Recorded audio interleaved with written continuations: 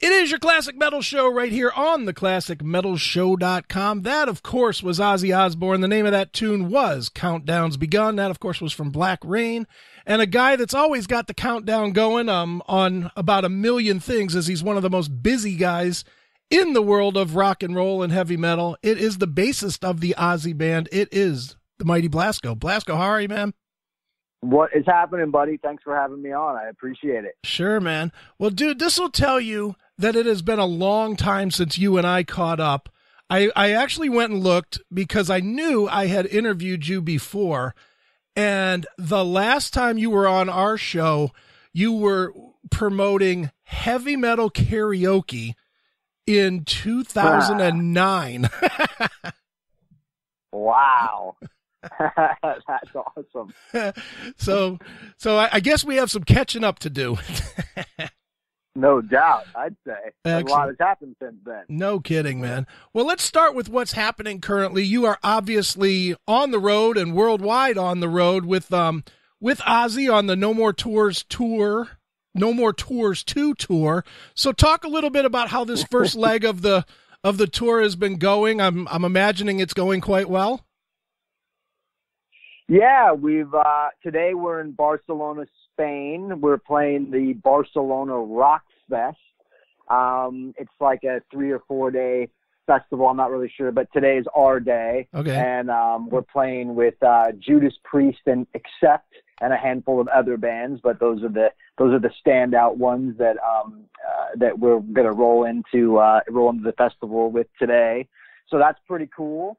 Yeah, man, I mean, we're wrapping this one up. We've got today and we have another gig in Tel Aviv in a couple of days, and that'll be the end of this 6-week leg, which is, kind of really, it's sort of really the first full leg. We had a couple of one-offs and stuff, leading up to this, but this has been the consistent tour that we've done, and it's been awesome, man. This has been a bulk of sort of European festivals. We did a lot of the downloads and grass pops and things of that nature. But it's been awesome, man. The kids have been super receptive.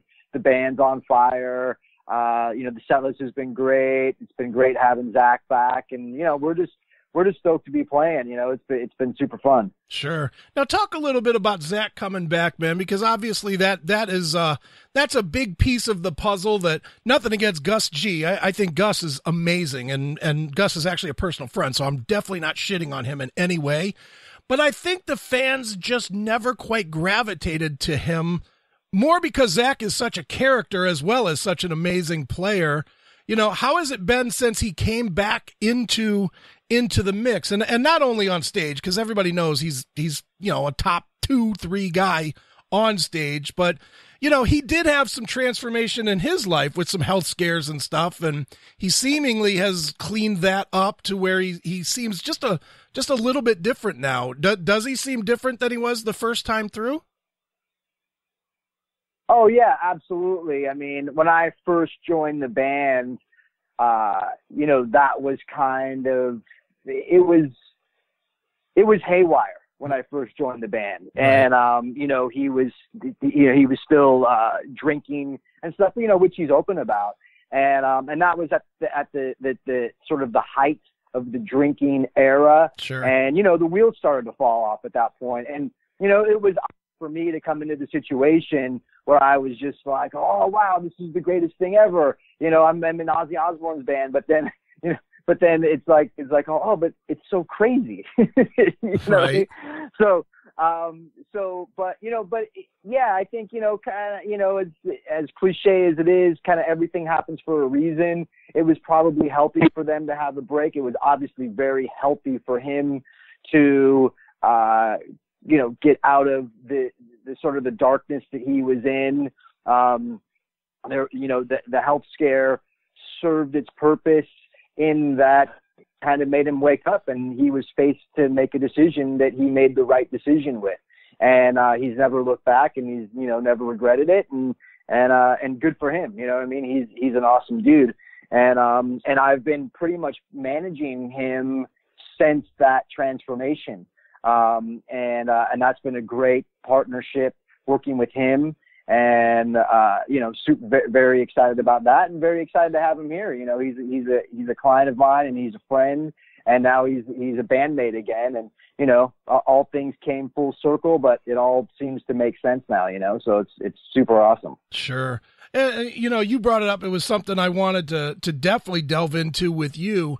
You're far more than just, I think a lot of people, they think of you as somewhat of a hired gun, even though you do seem to stay 10, 15 years with most of the big bands that you've been in, but you are far more than that. You're into the management of it. You certainly do understand the business probably better than the average musician that is out there. How would you say that has served you to, not only to get good gigs, because obviously, between this gig and the Rob Zombie gig, you've been in the biggest gigs in the world, but how has that served you as far as not making so many of the mistakes that bands at all levels, even at the highest level, continue to make today?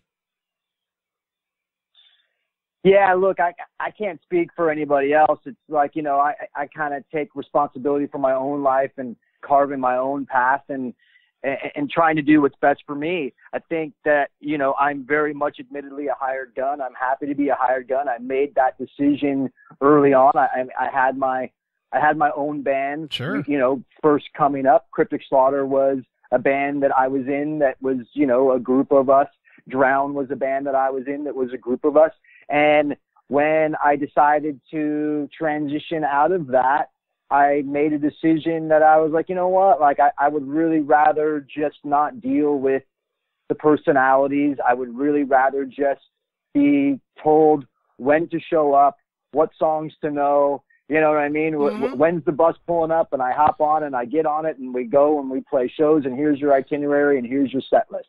I love playing music, but I just didn't love dealing with the personalities and compromise that it takes to be in your own band, right? Sure. And so I comfortably transitioned into that. Now, it's one thing to say, like, I really would rather just be a hired gun. I think that there was some effect of being in the right place at the right time, that the trajectory that I then stepped into when I made that decision was, Prong, Danzig, Rob Zombie, Ozzy Osbourne. That doesn't necessarily happen all the time, and that's not easy to replicate or reverse engineer. Sure. So I'm very fortunate that I was able to do that. But at the time that I got into the Ozzy Osbourne band, that's whenever I sort of realized it's like, look, I realistically am a hired gun. I did make this choice when I was younger, and now I'm older, and now I have to accept the fact that I have more responsibility than I had when I was 25. Sure. Right. And I go like, well, I love music. I want to be in music, but I know that my time of being a hired gun musician is sort of running on empty, right? The Ozzy Osbourne gig is sort of the cream of the crop. I mean, where do I go from here? Metallica or AC/DC, Right. so I'm sort of running out of options because, those gigs seem to be filled. And so I was like, I want to be in the business. I still want to be in music. I'm all consuming music and all things hard rock and heavy metal. And I really want to still be here, but I just feel like the opportunities for me as a musician are probably starting to run thin. Sure. So that's what I did. I created a management company, and I started taking on clients and just started building it. That was about 13 years ago. And so, that my time in Ozzy Osbourne and my time as a manager has run congruently for the last 12, 13 years. And yeah, man, I don't know. Like I said, I just made that decision, and I'm fortunate on both sides that it's kind of worked out and ran for as long as it has. No doubt, man. And dude, I got to tell you, in a very different way, I've been in the industry. I've never been a musician because, quite frankly, I stink. But I have been in all facets of it as well. At one point, I was Dawkins webmaster. At another point, I did marketing for somebody you're well aware of because it was for the first Black Veil Brides record with Standby Records. I was doing marketing with Neil Sheehan. I've done commercial radio and internet radio, and I've touched metal TV. So I've been in a lot of that, the same as you have. When you get to do those things from many different sides, you learn the business quite a bit more than the average person does. Do you think that learning the whole picture helps to give you advantage over, maybe other management companies that are out there, but have not, they haven't, had to get ready for a gig or haven't had to drive 22 hours to the next gig. So they don't think quite on the same level as the average musician does? It's just a different perspective. I mean, all managers have their origin. I haven't, polled many, but from my experience, I would think that the majority of them have started somewhere in the label world. Mm-hmm. There's a few of us musician manager guys. There's me. There was what's his name, Paul Geary, who was an Extreme, who manages Steel Panther now, and he managed Godsmack for a long time. There's definitely a few others that that's not coming to mind right now, but it's just a different perspective. And I think that the thing that worked for me is that I was fortunate enough to get such an early start in the business, which is really uncommon. Right. Like, Cryptic Slaughter got signed to Metal Blade Records when I was 15 years old. By the time that I had graduated high school, I had already been on tour a bunch of times and put out 3 records. Like, that's uncommon. Sure. And that was with Metal Blade Records, who Brian Slagle is a good friend still to this day, some 30 plus years later.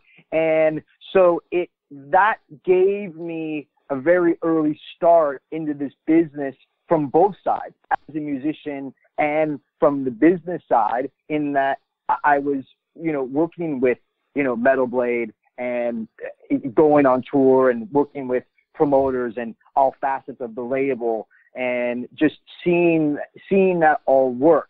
So, like, for me, my situation is just unique in that way. Right, definitely. And the uniqueness of that for you is kind of the genesis of what we're actually talking about today, which is your brand new podcast, A New Level. Just outsider, as just a guy, not necessarily an industry guy, but just as a guy listening, fantastic. And I'll tell you why. It's fantastic because it's not the standard schlocky, so how'd you get in the business? And who's your favorite artist? And, where do you like to record? It's none of that. It's the kind of knowledge that most band guys, most young bands that have not done it, would probably pay a premium to learn. And you're doing it with guys at different levels of success, but that know the industry. And it is a fantastic look, man, inside at the insider world of the rock business today. I'm an overthinker. And when I set out to do something, a lot of times stuff it doesn't make it past the idea phase. Okay. And when how me in podcasting even started is that years ago, me and Mike Mowry and a few other guys, we had a mastermind group, and we were a group of managers, and once a week we would hop on the phone and just kind of catch up on all hot topics in music, and maybe, what bands were available, like who was arguing with who, just kind of like real insider trading information within our little, community of heavy metal manager dudes, Sure. And during the time that was all happening, Mike had acquired Jabberjaw Media, which is the podcast company. Mm-hmm. And and guys started to get busy, and the mastermind kind of whittled down to just myself and Mike. And I was like, dude, like, why don't we just record this shit? Right. Like, why don't we just fucking, like, you and I get on the phone once a week anyway, like, why don't we just fucking record this shit and make it a podcast and put it on your network? Like, it seems like that would be the most beneficial thing to do, right? And he's like, yeah, great, that sounds totally logical. So we came up with the idea of Managemental, the podcast, where it was two guys talking about the business. Right. But it took us a while to really get it down to what made sense. So like I said, I'm an overthinker, and it could have easily been two dudes rambling for an hour, overanalyzing all this stuff and talking about multiple topics. And we did about a dozen demos that were like that. And it just really came down to where we were like, this sucks. and so we had to go back, and we had to really overanalyze what is going to appeal. How is this going to work? And I listened to a bunch of other, podcasts for reference, and, like, what works, what's hot, like in terms of business podcasts, like what resonates, what works well. And so we came up with this idea of like, look, every episode is going to be focused on one topic, and the episodes can't run longer than 30 minutes because people just don't have that kind of time. Right. And not only that, it's like, people that do, use their time listening to podcasts with commutes or what have you. It's like, anything that, so in my mind, like anything that rambles, it's like you lose people's attention, and it's hard to keep them engaged. Sure. So we did it. We demoed a couple like that, and we're like, this is it. We got it. Right. And so we did that. Now, all the while this was going on, like I'm a big podcast fan. Sure. And I'm especially a big fan of like John Lee Dumas, Entrepreneurs on Fire. Sure. I'm a big Tim Ferriss fan, and he just put out that book, Tools of Titans. And then Guy Raz, who does How I Built This Podcast for NPR. Like I'm like this is cool, but like no one is digging in deep to the business side of music, or of specifically heavy metal. What I found, and the kind of niche that I was trying to dig myself into, is I was like, a lot of stuff that I feel like music business wise is so general and doesn't focus on a specific niche. And I was like, man, I've been kicking around here since like 85. I know just about everybody, and most people don't interview these people. And I feel like the mission of A New Level was because the question that I get the most is, how does my band get to the next level? Right. How do I get in the music business? How do I crack that seal? How do I open that door? How do I get in there? And how do I level up? And I was like, I need to find those answers. That is my mission. My mission is to find answers to this, as opposed to just be like, oh, I don't know, man. Like you just get lucky. Like that's not an answer. Right. And that's not what Tim Ferriss found, and that's not what John Lee found. Like, you know what I mean? These people that have dug deep into working and interviewing successful people, they don't just find out that they just woke up one day and got lucky. That's not how this works. Right. And so it was my mission to come up with the answer of how do I get to the next level. So that was what I did. So A New Level is really kind of geared towards the heavy metal aficionado, the musician, the person that wants to get in the business and work on the business side. It's really geared towards them, and really peeling back the curtain and revealing how these entrepreneurs got started. How did Brian Slagle start Metal Blade Records? You know, how did these people start their companies? How did Ash Avildsen start Sumerian Records? You know, and really kind of peeling back the curtain of how these entrepreneurs got started, how they built their businesses, and really revealing that it's not luck. it has a lot more to do with passion and guts and follow through and just trusting your instincts. Right. And if you listen through there's 10 episodes right now of A New Level, and it's really kind of fascinating when you ask, similar questions. Like one question that you asked pretty much everybody, if not everybody, was, was that exact question? How does my band get noticed by, alternative press or Brian Slagle or whomever? And it was really interesting that they all had a different answer. There's not like a uniformed answer to it. I think Mike Shea said that, I think he said something to the effect of, well, if you don't have a buzz, and a friend doesn't turn me on to it, then I won't hear it. Where Slagle was like, yeah, I'll take any submission and I'll listen to it, and we'd hope you have some buzz, but if not, and it's good, we'll take you anyway. It's just fascinating to hear different aspects, different people in the business having a completely different view on the same goal, Yeah, I mean, so in terms of the format of the podcast, so I very much kind of use the John Lee Dumas approach of like it's short form. It's a short form formatted podcast. And what does that mean? Short form means that the episodes aren't very long. I try to max out at 30 minutes. The Brian Slagle one ran a little bit longer just because I've known him for the longest, and sure. He was just a wealth of information, but I keep it at 30 minutes. And it's formatted in that everybody that I interview gets the exact same 10 questions. And I built those 10 questions that I felt helped answer the question of how do I get to the next level the most effectively. And I want there to be a rhythm of the podcast. Like I want people that understand that they know what to listen for, like they know what question is coming next. Sure. Right. I didn't want it to be a rambling discussion where I was trying to find answers. Like, no, I want to get to the answers right away. Right. And I'm very curious how it is that they got to where they got.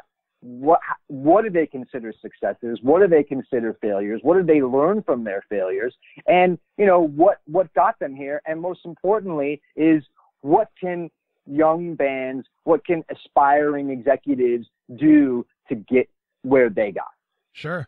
And, I want to talk a little, just one or two questions about the Slagle one, which to me was the best one that you did.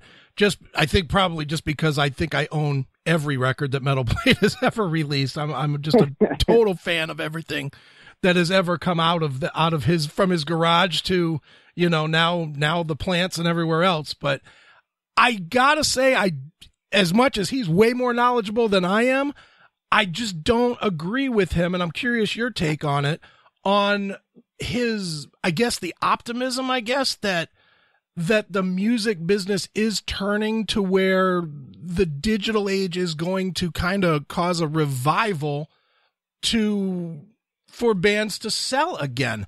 And, I understood what he was saying, and I thought it made a lot of sense. That with the streams you get plays and the plays you get money, and they're figuring all that out.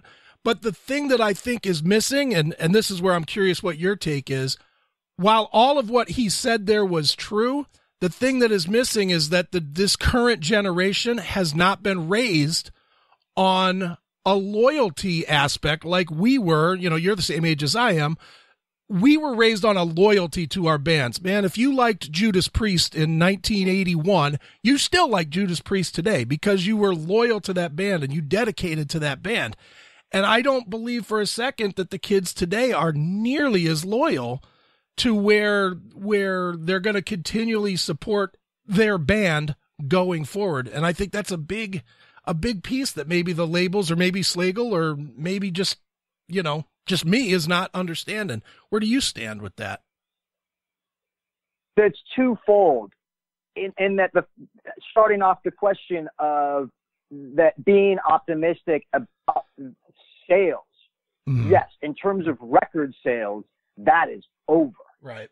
It's done. There's no record stores. There's nowhere to sell albums. Right. Mm-hmm. So yes, that is over. But I believe that the bigger picture of what he's saying, and from my own experience as a consumer, as a premium Spotify user, and I even said this in the interview with him, is that a record that he put out by a band called Gozu, right? Yeah. Because of the platform of Spotify, because of its expansive ability to create discovery, right? I potentially would have never taken a chance in the sales days of the fact that I have to go into, I only have so much money. I'm going into Tower Records to buy records or Virgin Megastore. I have to really kind of pick and choose what I want. Or even in the iTunes era, it's like, oh, okay, well, if I'm going to get the whole record, I know I got to spend at least maybe $10. Do I really want to take that risk or whatever? Right now with the Gozu, for instance, it's just because of music discovery and because of the platform that it's there for me to access their music. And I was like, I have found so much more music that I will now support, that I will now go to the show. I will now buy a T-shirt when I'm at the show. Sure. Right? I will now pre-order the vinyl. I did all that for a band like Gozu in the effect that in the sales era, that was a barrier that was potentially preventing me from even discovering a band like that and contributing to a band like that, because I was really going to only put my money in more safe bets, right? Mm-hmm. So I think that potentially what he's saying is that because of the expansive digital world and access to discovery, more bands are going to get noticed. More bands are going to be able to have careers. More bands are going to be able to create income because there's access there. Now, we can debate that a million different ways. Sure. But I believe that in my own experience as a music consumer, that on Spotify, I have discovered and invested time, energy, and money into bands that I would in other worlds not even know existed. Right. Do you think that a product like YouTube Premium, which is new, is a potential monkey wrench, though, because and if you haven't played with it, YouTube Premium is it has a product called YouTube Music, and within it, it's very similar to a Spotify, except it also offers not only all the legitimate videos of the artist and the albums of the artist, but it also offers the stuff that's been illegally uploaded. So, if you do a search for Ozzy, as an example, if you do a search for Ozzy, you can find all the albums on YouTube Music, and you can find all the videos, but you can also find, a bootleg or, fan submitted video or audio of it, of an album that's out there as well. Does that not cause a monkey wrench for the artists because it integrates both the legal and less than legal use of their product?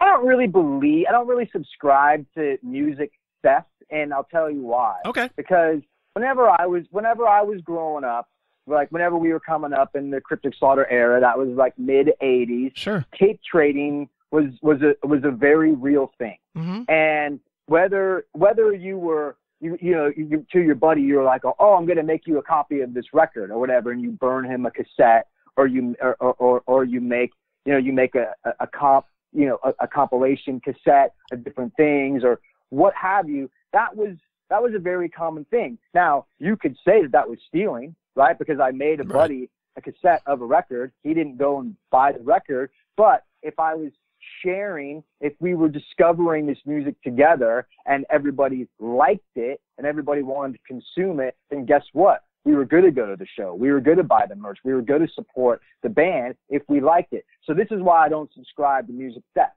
is that a thief doesn't steal something that he doesn't want.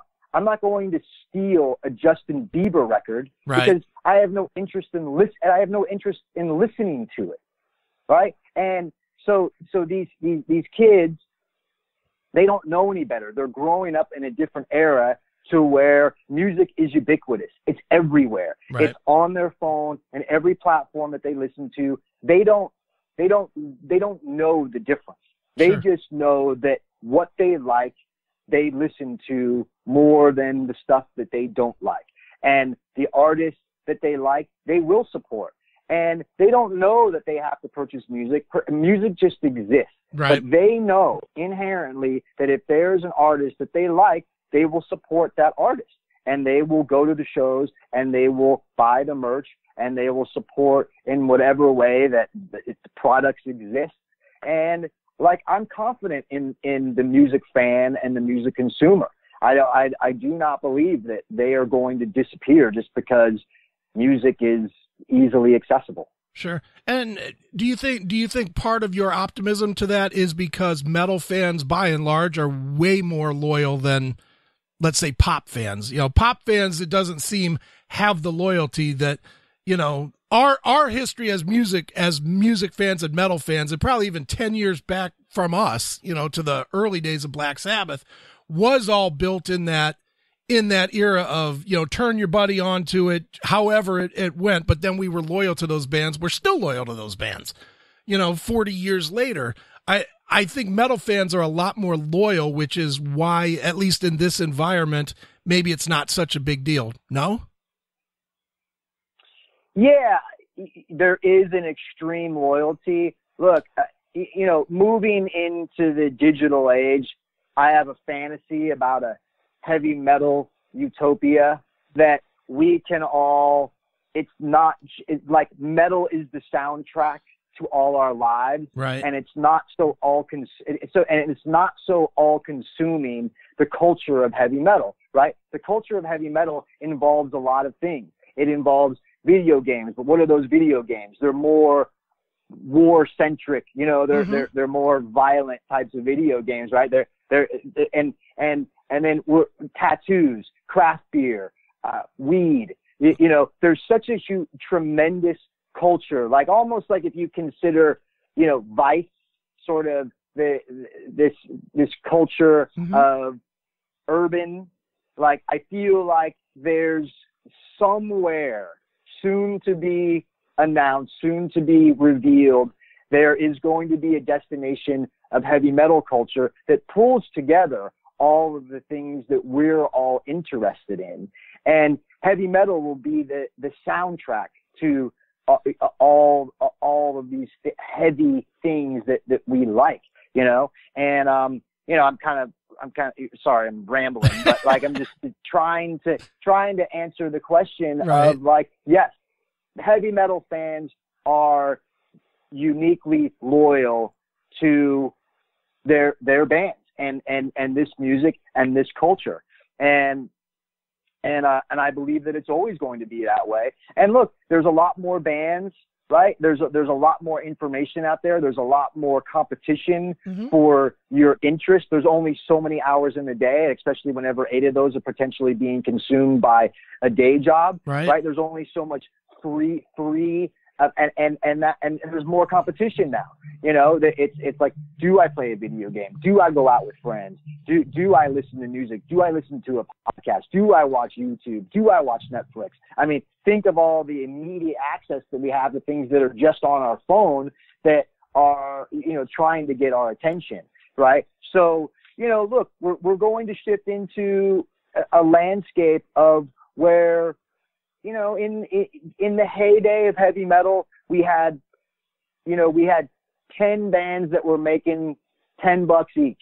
Now we're going to roll into where we've got 100 bands that are making $1 each. Right. You know, and it's just the reality, but we have to adapt and we have to roll with it as we will, you know, and that's fine. Because like I said, you know, the fan is always going to be there, and this genre isn't going anywhere, and this music isn't going anywhere. And, you know, here we are talking about it. You know what I mean? I'm interviewing all these people that are still totally active and working in the business. Brian Slagle isn't going to sell Metal Blade and retire anytime soon. Right. Like, he's still finding more people to work with and more bands to sign and more music to put out into the world. No doubt, man. Well, something that should be on everybody's phone is the new podcast, A New Level. It's available anywhere that you that you get your podcast from. I suggest very strongly that anybody that listens to us goes out there and subscribes to it and sets it for an auto download. Now, you did release the whole thing in one big block. Does that mean that there's like another season coming, after the tour concludes, or? Yeah, we analyzed that it would be a good idea to not just do this big hoopla, but then just be like, and then here's first episode. It's kind of like, let's give people a real chunk to chew on so that they can get a vibe for what exactly I'm trying to accomplish with A New Level. And then so from this point on, maybe we will release episode at a time, or I will just release, in terms of blocked out seasons. Sure. I haven't really come to that conclusion yet because I'm still waiting to kind of get the analytics back of how people are consuming it and talk to people and kind of see what they feel like would be the best way moving forward. But to us, it made sense to release 10 episodes, an entire season, to give people, 5 hours worth to chew on. And then we'll decide from there how we roll into, the next season or the next episode. Excellent, man. Well, again, the name of the podcast is A New Level. It is by Blasko. It is excellent. And if you ever wanted to learn anything about the business and not the standard stuff that's out there everywhere, this is the podcast that you need to check out. 10 great episodes are up there right now. So Blasko, tradition on the show, man. Why don't you give the plugs and then maybe pick a song that you've played on and tell us a quick story about it to wrap this up. Oh boy, a song that I haven't played on many songs. Oh, I'll do this one. So Rob Zombie Dragula, I did play on that song. Okay. And it was an interesting story because I met with Rob, and I knew Rob previously because Drown was on the same management company as White Zombie, and Drown actually opened a couple of shows for White Zombie. Sure. And then whenever I joined Prong, that was also the same management company. So I'd sort of known him, even if it was at a distance, I sort of knew him a little bit, right? Mm-hmm. So whenever he was looking to put together his solo band, I had lunch with him at a diner in Hollywood.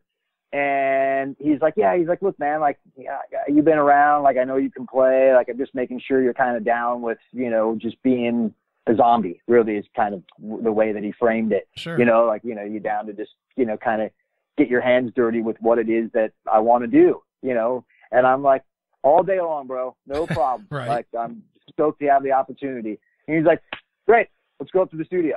So I followed him up to the studio, which was just up around the corner from where we had lunch. We rolled in, and they put a bass on me, and the producer's like, yeah, this one's in C sharp. So ready? Are you ready to go? Okay, go. And then we just rolled it, and I just made up some stuff, and that was the end of that. and that's me joining Rob Zombie's band. That's how that all works. Very cool, man. Well, let's check it out right now. This, of course, is Rob Zombie. It is Dragula right here on your Classic Metal Show.